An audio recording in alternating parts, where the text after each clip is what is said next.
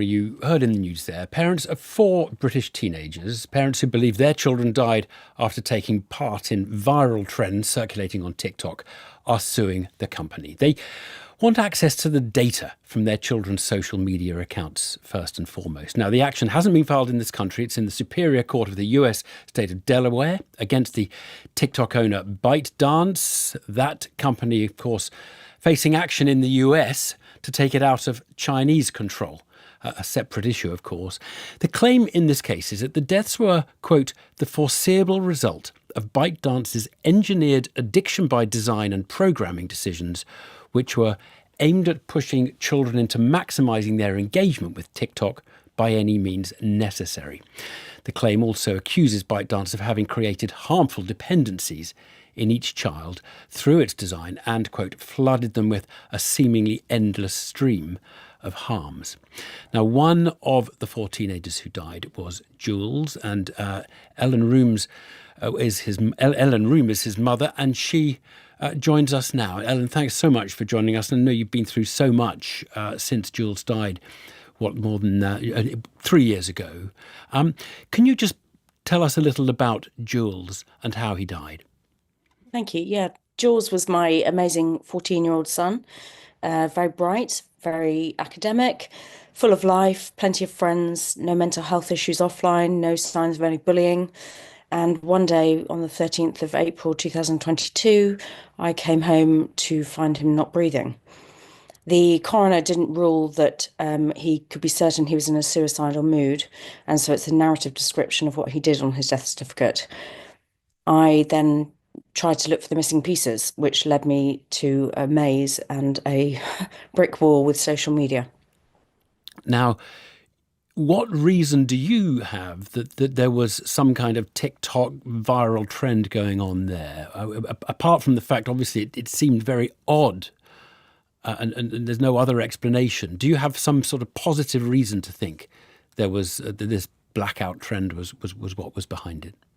So back when Jules died, 6 days before, Archie Battersby, one of the other boys involved with this lawsuit, had his accident. And everybody was saying to me, have you heard about this? It could be a blackout challenge.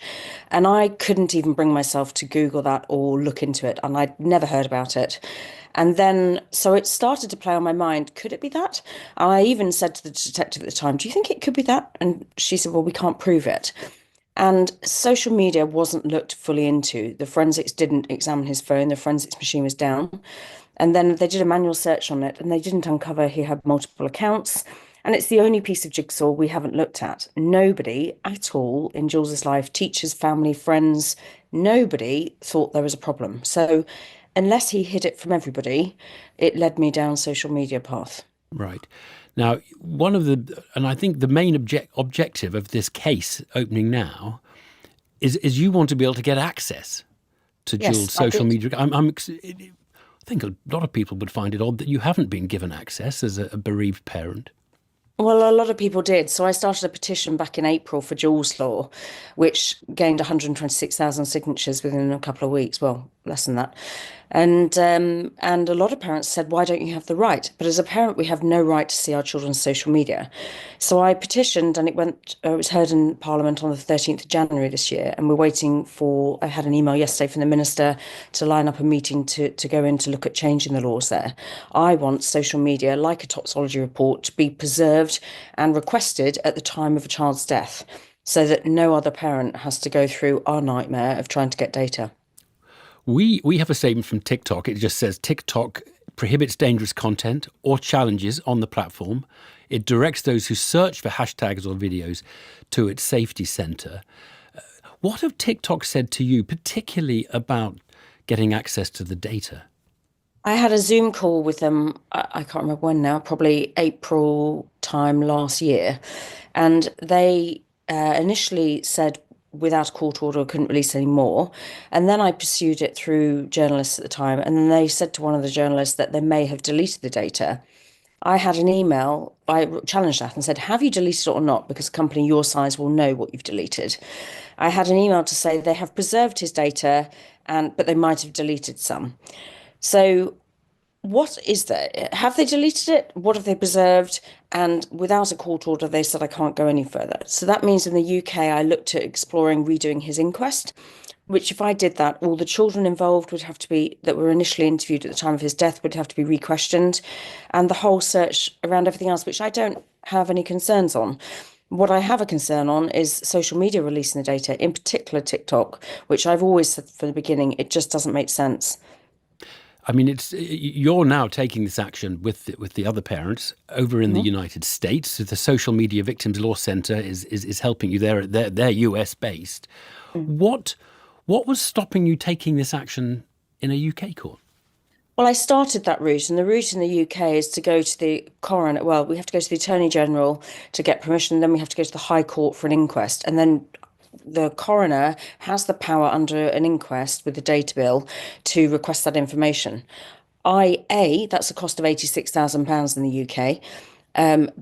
B, don't want to put everybody else through that. I want the data. And I saw actually a podcast with regards to Laura, the lawyer, and I was so struck by her enthusiasm and passion and her vast amount of experience with social media companies that I reached out to her. And within about half an hour, she phoned me back and we had an hour and a half conversation. And I just knew she was the right person to take this forward.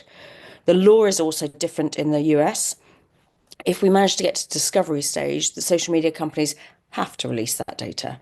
And so for me, I've only ever asked for his data. I then led the three other parents to Laura, who also said she's amazing. And so we're doing this together. To doing it there, Eleanor, you're pursuing this data. Are you fearful of what the data may show you if you get your access? Is you Of must course have I a am. yeah. Yeah, there's one hand I want to know what's happening. The other hand is, gosh, what on earth has he seen? And what was he copying and why? Or was there somebody messaging him to challenge him to do it? I don't know. But of course, you don't want to have to see that. One of the other parents involved in this case, Lisa, has videos on her son's phone of her son trying it and making himself black out. That must be awful to see that. I mean, the loss of any child is horrific, but in our case, we just want answers as to what happened to our precious children. And I think we should have the humane right to get that access. Ellen, thanks so much for talking us through the case that you and the others are taking over in the US. Ellen Room there, mother of Jules. The government